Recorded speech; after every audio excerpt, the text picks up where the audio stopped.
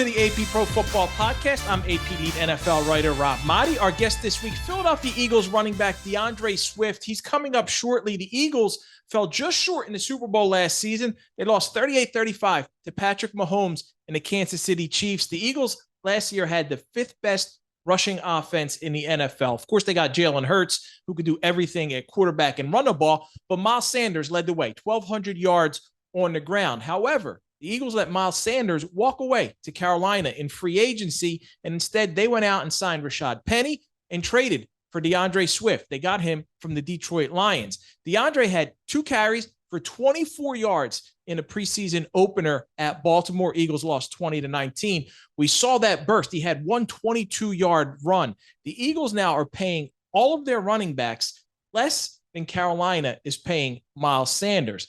DeAndre is on a final year of a rookie contract, so he could be due for a big-time raise. He's got a ton of potential. He's a local guy returning to Philly. It's great to have him on the show. DeAndre, what's up, man? Welcome to the AP Pro Football Podcast. How are you? What's going on, man? I'm good. How you doing? I'm good, man. I went to St. John Newman, so I know you went to the prep. We're Philadelphia Catholic League guys way back. I was like 20 years before you, so it's great to get a chance to talk to you. Yes, sir. What's it like coming home, man? Oh, man, it's great. Great opportunity. Blessing to be here. Like I said, great opportunity to join a great organization. When you first get that trade, you get that phone call, and I know what it's been like for you in Detroit, and you had showed tremendous potential there. And then you come to Philly, you come to a team, you're coming home, and a team that went to the Super Bowl last year. Like, how do you look at that opportunity when you get that phone call? A lot of emotions, a lot of different emotions, all at once. Everything was it was fast. Everything was going kind of fast, but everything kind of died down now. So it's like, I guess this is a blessing to be here. A great opportunity, like I said, to join a great team with great history. Starting over, building, like I said, the standard is still the same. So just going in here, working with the guys, building that relationship with everybody in the facility, the building, trying to get familiar with everybody. But like I said, just going to work every day. You go from a high-energy coach like Dan Campbell to another one in Nick Sirianni. Guy's got a lot of energy. He's always talking to his guys and talking them up. You see similarities between the two and differences? Yeah, you could kind of say a little bit of similarities just in the energy. Yeah, most definitely. Real great energy with both coaches. Want to win, first and foremost, want to win, and demands the best out of their players. When you come into a team that came that close but lost the Super Bowl, I've talked to Jalen, I've talked to a lot of guys on that team, and they say that makes them hungrier. Now, from being on the outside, not being part of that team last year, have you sensed that in the locker room, that hunger to not only get back there, but get back there and win it? Most definitely. I see that in everybody in the building, starting from Coach Sirianni all the way down. Just the focus that everybody has on the team. Like when we walk into the building every single day, just trying to get better each single day, trying to get to that end goal that we know where we want to be at, but it takes one day at a time to get there. So just focusing on each day itself, but I definitely see the hunger. Has there been a specific player or anyone that stood out to you as far as from a welcoming standpoint? I know you got a lot of former Georgia Bulldogs also on the team, so I'm sure you got relationships there, but some of the other guys. Pretty much everybody. Jalen, first and foremost, trying to build a great relationship with him, talking to him, AJ, Quez, Watkins, Alameda. We both knew here, but we played in the same high school. So pretty much all the guys. Have you thought about what it's going to be like to run out of that tunnel at the link for that? It's going to be a Thursday night game for the first regular season home game against Minnesota. Have you thought about that, what that feeling is going to be like? Crazy. I got a little glimpse of what the practice looked like yesterday with 50,000 fans. It was just the atmosphere, the energy in there, is some of the best fans in the league. So I can't imagine walking out in the link solo. It'll be amazing. What about your particular role on the team? This is an offense that has used several different running backs. I know Miles got a lot of the carries last year, but Rashad's on the team. You got Kenny Gainwell, yourself, Boston Scott's had a lot of success. Have you figured out, like, do you have a comfort level, what kind of role you're going to have? No, not at all. We have we named all the guys in the room. We got a solid running back room from top to bottom. So kind of leave that up to the coaches. Our job is just go out there every single day and get better and compete. What do you particularly bring? What would you say is your best asset as you're going to bring to the offense? I feel like I'm a playmaker. I could do whatever I'm asked to do, like anything, to be honest.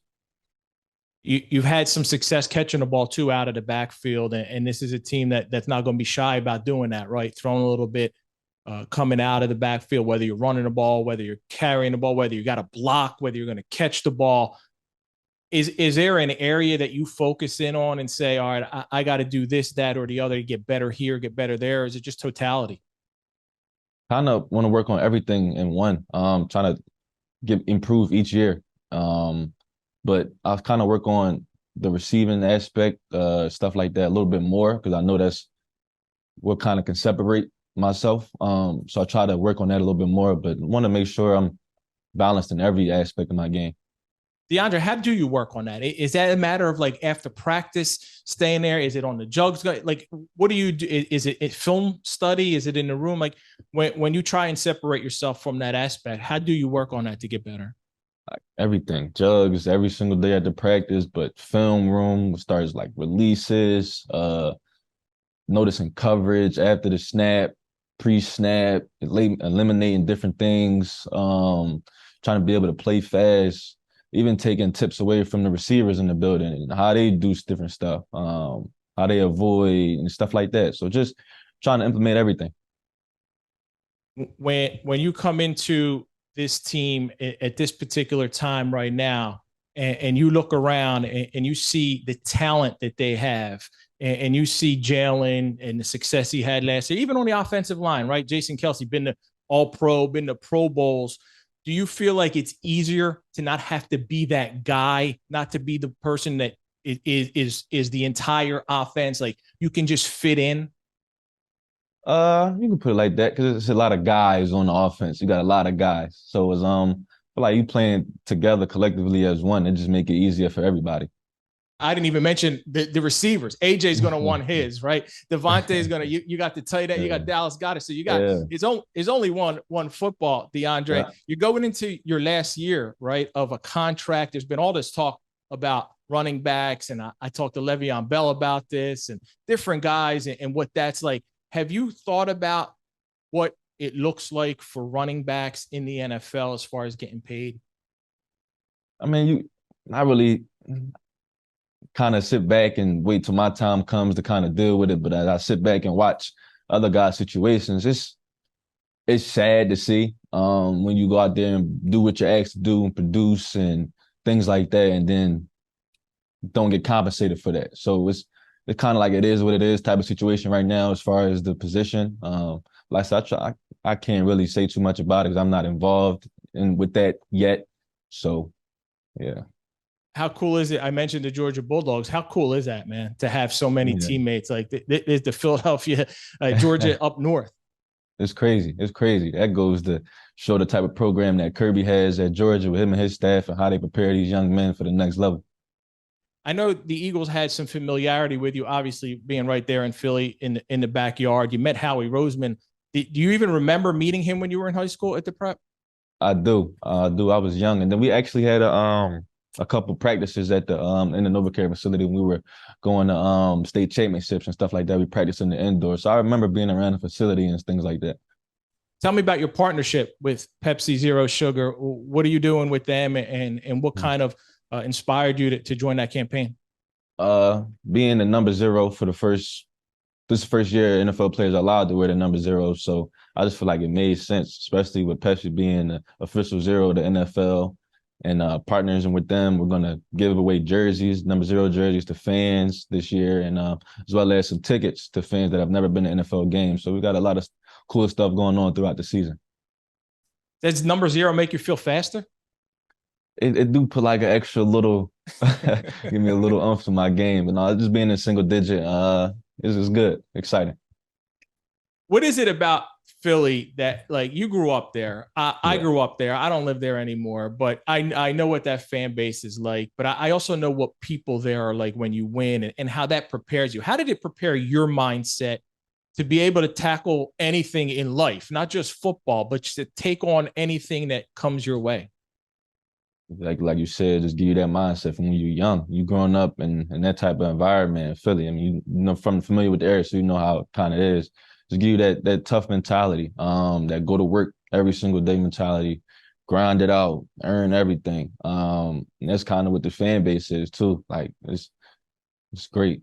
Yeah, you make a mistake, they're going to boo you, but you win. There's no better place to win Exactly. than in Exactly. Philadelphia. DeAndre, Exactly. I appreciate your time, man. I wish you a ton of blessings, and I'll make sure to say hello next time I see you at a ball game. Yes, sir. Thank you.